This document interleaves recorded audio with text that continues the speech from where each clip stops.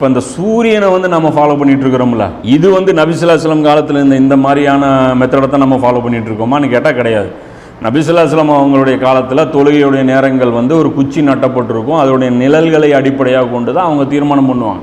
ஆனால் இன்றைக்கி நாம் என்ன பண்ணிட்டோம், இன்றைக்கி வந்து நம்ம வாட்ச் வந்து ஃபாலோ பண்ண ஆரம்பிச்சிட்டோம். அதே மாதிரி சஹருடைய நேரம், இஃப்தாருடைய நேரம் நபி ஸல்லல்லாஹு அலைஹி வஸல்லம் காலத்தில் எப்படி ஃபாலோ பண்ணிட்டு இருந்தாங்க, கண்லேயே டைரெக்டாக அவங்க பார்த்து தான் ஃபாலோ பண்ணுறது. ஆனால் இன்றைக்கி நாம் என்ன ஆகிட்டோம், அப்டேட் ஆகி நம்ம வாட்ச் பார்த்து ஃபாலோ பண்ணுறோம். இன்றைக்கி மேகமூட்டமாக 24 மணி நேரம் இருந்தாலும் நம்மளால் தெளிவான முறையில் என்ன பண்ண முடியும், இன்னும் சஹருடைய நேரத்தை கரெக்டாக நம்மளால் ஃபாலோ பண்ண முடியும், இஃப்தாருடைய நேரத்தையும் நாம் தெளிவாக ஃபாலோ பண்ண முடியும். ஆனால் நபி ஸல்லல்லாஹு அலைஹி வஸல்லம் அவர்களுடைய காலத்தில் இப்படி கிடையாது. உதாரணத்துக்கு 2வது அத்தியாயத்தில் 187வது வசனத்தில் அல்லாஹ் நமக்கு நேரடியாக என்ன ஆர்டர் போடுறான், கருப்பு கயிறிலிருந்து வெள்ளை கயிறு வெளிப்படும் வரை உண்ணுங்கள் பருகுங்கள் நல்லா சொல்கிறோம்.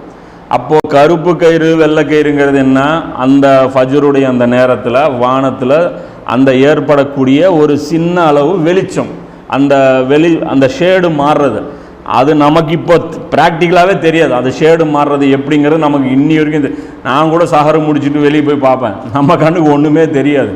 ஏடா அது ஒரே மாதிரி தான் இருக்குது, எங்கே கருப்பு கயிறு வெள்ளை கயிறு ஒன்றும் புரிய மாட்டேங்குது அப்படின்ட்டு. அந்த அளவுக்கு தான் நமக்கு வந்து பழக்கம். ஆனால் சஹாபாக்கள் காலத்தில் அதை பார்த்து அப்படியே எடுத்துக்குவோம். நாம் எதை பழகிட்டோம், வாட்ச் பார்த்து பழகிட்டோம். 4:56 சஹருடைய வக்து முடியுது, 4:35 சஹருடைய வக்து, இப்படி வந்து நாம் வந்து பழகிட்டோம்.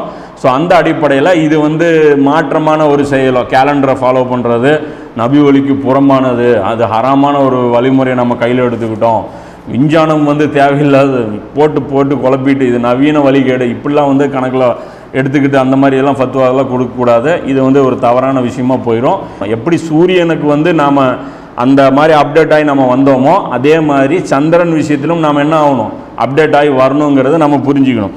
அதே இன்னொரு முக்கியமான விஷயம் பாருங்கள், இஃப்தாருடைய நேரமும் பார்த்தீங்கன்னா நபி ஸல்லல்லாஹு அலைஹி வஸல்லம் இப்படி தான் பார்த்தாங்க, வானத்தை நோக்கி கையே காமிக்கிறாங்க. இரவு இங்கிருந்து முன்னோக்கி வருவதை கண்டால் நோன்பை நிறைவு செய்யுங்கள், இங்கேருந்து வர்றதை பார்த்தா தான் நீங்கள் நோன்பை வந்து விடணும் அப்படின்னு சொன்னாங்க. இன்றைக்கி நம்ம வானத்தை வெளியே நின்று பார்த்துட்டு இரவு வருதான்னு பார்க்குறோமா, பார்க்கறது இல்லை. ஆனால் என்ன பண்ணுறோம், உள்ளே உட்காந்து பள்ளிவாசல் கூரைக்குள்ளே உட்காந்துட்டு நம்ம என்ன பண்ணுறோம், நோன்பு வந்து திறக்கிறோம். இதே மாதிரி இது இந்த புகாரில் பார்த்தீங்கன்னா 1955 1956வது ஹதீஸாக இருக்குது. இதில் இன்னொரு கூடுதல் தகவலும் சொல்கிறேன் பாருங்கள். நபி ஸல்லல்லாஹு அலைஹி வஸல்லம் காலத்தில் நடந்த ஒரு சம்பவம் என்ன நடக்குது அப்படின்னா, நபி ஸல்லல்லாஹு அலைஹி வஸல்லம் அவர்கள் இஃப்தாருடைய நேரம் அசருடைய தொழுகை முடிஞ்சிட்டு இஃப்தாருடைய நேரத்துக்கு நெருக்கமாக இருக்கிறாங்க. நெருக்கமாக வரும்போது மேகமூட்டம் ஆயிடுச்சு. நபி ஸல்லல்லாஹு அலைஹி வஸல்லம் காலத்தில் என்ன பண்ணிட்டாங்க, சஹாபாக்கள் நோன்பு திறந்துட்டாங்க. நோன்பு திறந்ததுக்கப்புறம் பார்க்குறாங்க மேகம் விலகுது, சூரியன் முழுசாக இருக்குது. நபி ஸல்லல்லாஹு அலைஹி வஸல்லம் அவர்களின் காலத்தில் மேகம் சூழ்ந்த ஒரு நாளில் நாங்கள் நோன்பு திறந்த போது பின்னர் சூரியன் தென்பட்டது அப்படின்னு சொல்லி சஹாபாக்கள் அறிவிக்கிறாங்க. இது பார்த்திங்கன்னா புகாரியில் 1959 செய்தி. அப்போ அந்த காலத்தில் அதுதான் வழிமுறையாக இருந்துச்சு. அவர்களுக்கு அதை விட்டால் வேறு ஆப்ஷன் அவங்ககிட்ட இல்லை. சயின்ஸ் அண்ட் டெக்னாலஜிலையும் விண்கலையிலையும் அவர்கள் வந்து என்ன ஆகலை, முன்னேறல. இப்போ இன்றைக்கி இதை ஃபாலோ பண்ண முடியுமா? நபி ஸல்லல்லாஹு அலைஹி வஸல்லம் காலத்தில் மேகமூட்டம் இருந்ததுன்னா நாங்கள் வந்து ஒரு நாளே தள்ளி போடுவோம், பிறை மூட்டம் வந்து பிறை தெரியலன்னு சொல்லி ஒரு நாளே தள்ளி போடுறோம்னு சொல்லி இன்றைக்கி வந்து சமுதாயத்தில் தள்ளி போடுறாங்கல்ல. அதே வந்து மேகமூட்டம் ஆயிடுச்சின்னு சொல்லி அசருக்கு அப்புறம் மேகமூட்டம் ஆச்சுன்னா நோன்பு திறக்க மாட்டோம். நல்லா தெரியும், இன்னும் 1 மணி நேரம் இருக்குது, ஏன் வந்து நம்ம திறக்கணும் அப்படின்னு சொல்லிட்டு திறந்தா நோன்பு முறிஞ்சிருந்தா எல்லாருமே ஃபத்வா கொடுப்பாங்க. ஸோ அந்த அடிப்படையில் சந்திரனையும் சூரியனையும் அல்லாஹ் ஒரே பர்பஸுக்காகத்தான் படைத்தான். இப்போ சூரியனை வந்து நாம் எப்படி வந்து வாட்சுக்கு கன்வெர்ட் பண்ணி அதை கால்குலேட் பண்ண கற்றுக்கிட்டோமோ, அதே மாதிரி சந்திரனையும் நாம் என்ன பண்ணணும், கேலண்டருக்கு கன்வெர்ட் பண்ணி, அதை விட இது ஈஸி. ஒரு நாளையவே நாம் வந்து ஒரு செகண்டாக பிரிக்க முடியும்னா ஒரு நாளை முடிவு பண்ணுறது ரொம்ப ரொம்ப ஈஸி. இது வந்து ஒரு ஈஸியான ஒரு மேட்ரு அப்படிங்கிறது புரிஞ்சுக்கிட்டு நம்ம இந்த அடிப்படையில் ஃபாலோ பண்ண ஆரம்பித்தோம் அப்படின்னா உலகம் பூரா இஸ்லாமிய சமுதாயம் ஒரே அடிப்படையில் இருக்கும். இதில் நபி ஸல்லல்லாஹு அலைஹி வஸல்லம் அவர்களுடைய காலத்தில் பாருங்கள், ஹஜ்ஜத்துல் விதாவில் நபி ஸல்லல்லாஹு அலைஹி வஸல்லம் நின்னாங்க.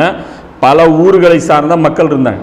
வந்ததுக்கப்புறம் சொல்ல என்ன சொல்கிறாங்க, இது துல்லஜுடைய 10வது நாள் தானே அப்படின்னு சொல்லி கேட்கும்போது யாருமே அப்ஜெக்ஷன் பண்ணல.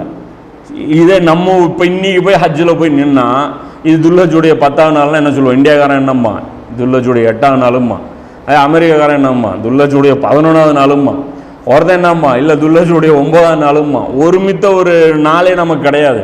அதே நபி ஸல்லல்லாஹு அலைஹி வஸல்லம் காலத்தில் பிறை பார்த்தது இந்த வடிவத்தில் இருக்கும்போது இதில் கருத்து வேறுபாடுகள் ரொம்ப கம்மியாக வரும். அப்போ சஹாபாக்கள் எல்லாருமே என்ன சொல்லியிருக்கிறாங்க, ஒருமித்த கருத்தில் துல்ஹஜ்ஜுடைய 10வது நாள் அக்செப்ட் பண்ணியிருக்காங்க.